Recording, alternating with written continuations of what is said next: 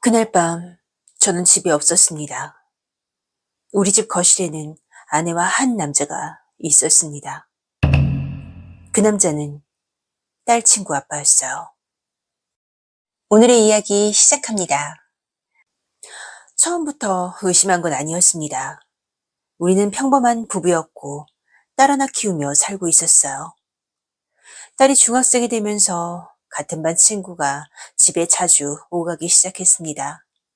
그 아이 아빠와도 몇 번 얼굴을 마주쳤죠. 학원 이야기, 아이 문제로 잠깐 대화를 나눈 게 전부였습니다. 그때까지만 해도 아무 생각이 없었어요. 그런데 어느 날부터 아내가 달라졌습니다. 집에만 있는 날인데도 화장이 짙어졌고 전에는 잘 입지 않던 옷을 꺼내 입기 시작했어요. 가슴이 훤히 드러나는 옷을 입고 거울 앞에 서 있는 시간이 길어졌습니다. 사실 제 아내는 어디 가서 빠질 여자가 아니었어요. 몸매도 좋았고 가슴도 큰 편이었습니다. 아이 엄마라고는 믿기지 않는다는 말을 몇 번이나 들을 정도였으니까요.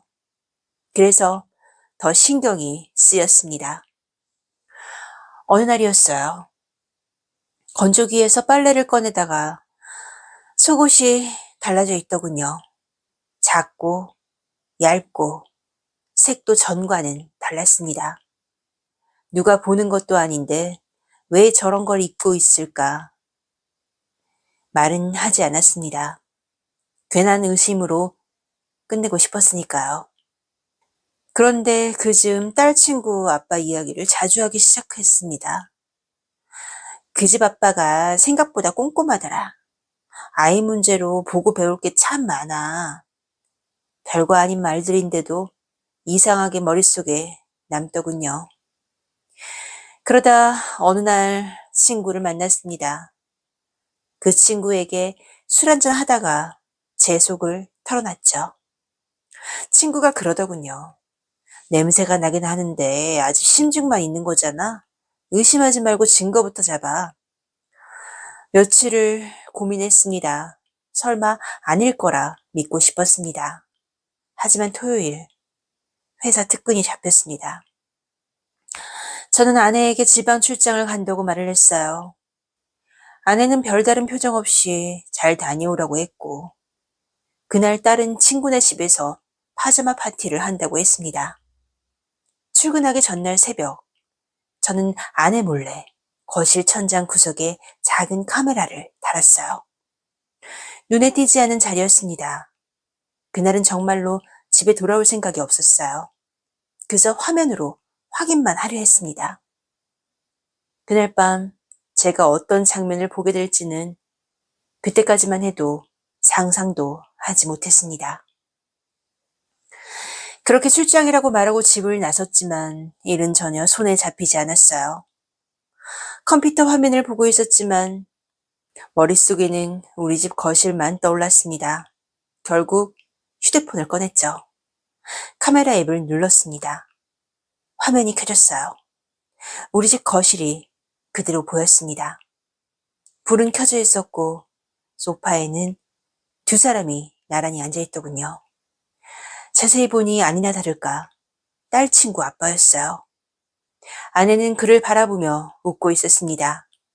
거실 테이블 위에는 두 사람 몫의 그릇이 놓여 있었어요. 저는 화면을 조금 더 확대했습니다. 그의 손이 아내의 허벅지 위에 얹혀 있었습니다. 아내는 그 손을 치우지 않았어요. 오히려 자연스럽게 자신의 손을 그 위에 올리더군요.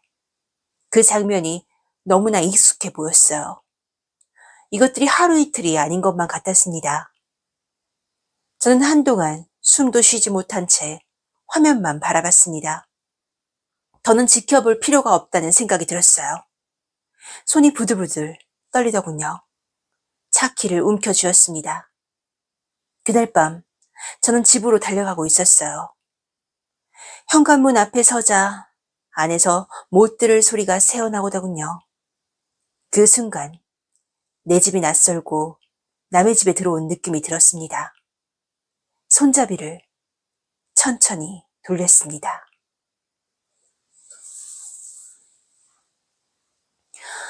거실에 들어가자 소파 위에서 두 사람은 이미 가까이 붙어 있었습니다. 아내는 그의 어깨를 감싼 채 눈을 감고 있었습니다. 그 남자의 손은 아내의 허리를 따라 천천히 움직이고 있었고 둘 사이에는 더 이상 들어갈 틈이 없어 보였어요. 바닥에는 아내가 벗어둔 옷이 아무렇게나 놓여 있었습니다.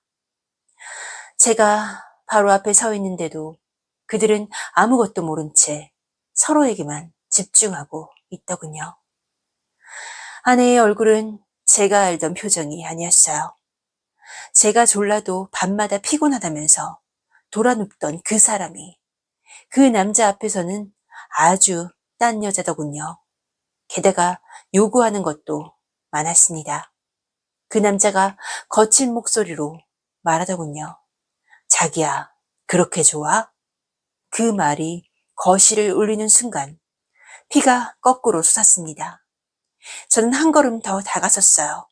그것들을 향해 말했죠. 아주 잘들 논다.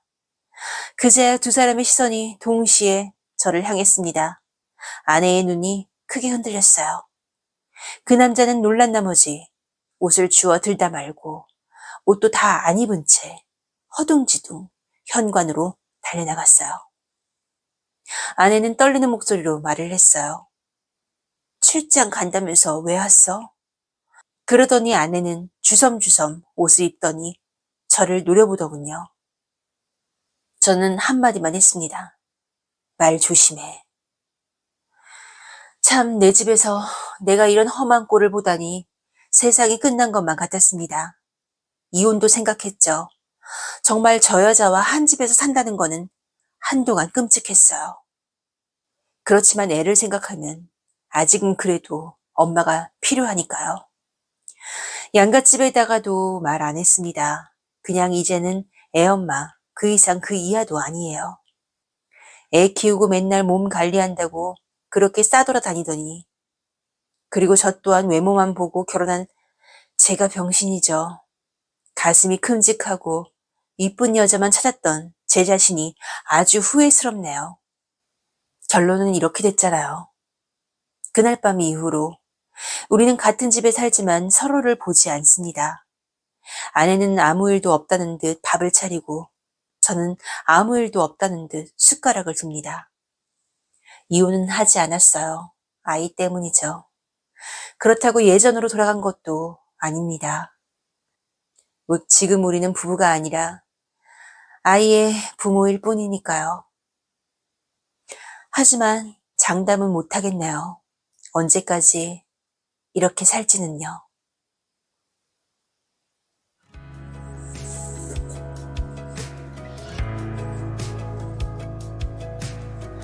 오빠들, 오늘의 이야기는 어떠셨나요? 구독과 좋아요는 판도라에게 큰 힘을 줍니다. 오늘도 끝까지 함께 해주신 우리 오빠들 정말 감사드려요.